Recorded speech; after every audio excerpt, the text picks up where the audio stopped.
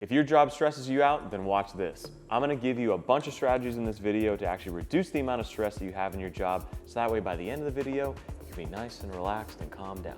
I'm Eric Anthony Winkler, and I own and operate a six-figure side hustle that's a life and business coaching company, and I make this content to help you out with all aspects of your life. So like and subscribe if you enjoy this content, and follow my Instagram because honestly, I post every single day there. So let's get in the video. So the first question you need to ask yourself is, do you love, hate, or are you just whatever about your job? Now that question is a lot easier to answer when you have a framework on how to approach that. So here's my 3 ways to do that. First thing is you're gonna figure out what are your values in life. For example, I value growth and I also value connection. If my job doesn't give me any kind of growth opportunity or doesn't allow me to connect with people, then I know that I probably don't like it. Second thing is you gotta figure out, do you need your job? Like obviously most people watching this, like, yeah, you need to get income, you need to make money.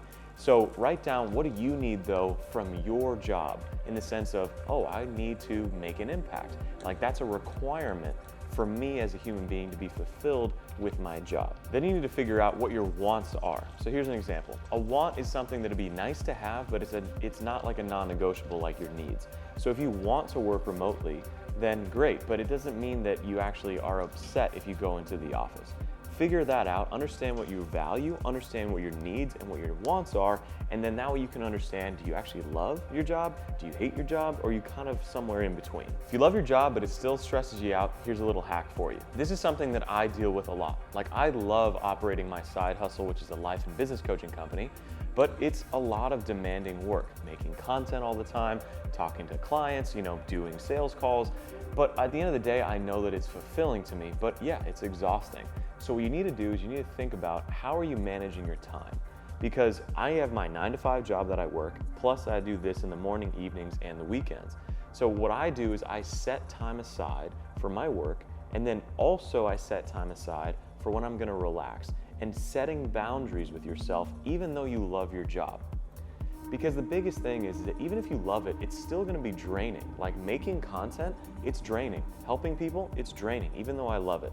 So when you set time aside for yourself, think about things that fill up your cup. What are things that help you recharge? So for me, I love going to the gym, I love to meditate, I love spending time with friends.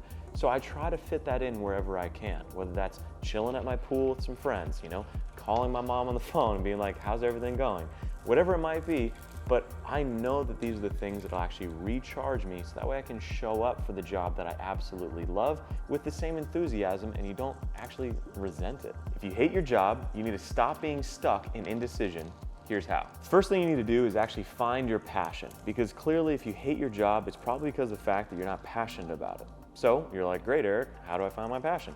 Well, there's a lot of different strategies, but my biggest one that I actually like to do with myself is look at yourself. Look at everything that you do in your life. What do you love to do? So for me, when I didn't know what I wanted to do when I was getting my biochemistry degree, I thought, you know what?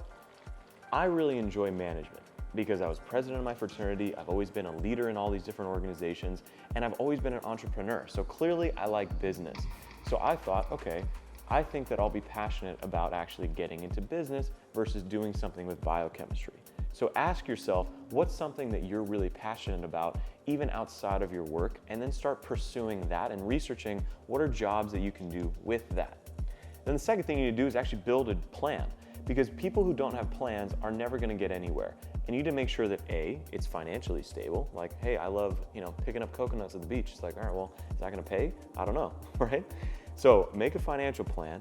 Second thing is learn what are the requirements that you need to get that job, right? Maybe you need to go back to school. Maybe you can do an online course. Maybe you can start your own business. Hire a coach to help you, like me. Either way, you need to figure out what is your plan to go from point A to point B now that you actually know what you're gonna do. And the last thing is that you honestly need to trust yourself, because you can make all the plans in the world, but you can be standing on the edge and not willing to actually take that leap of faith.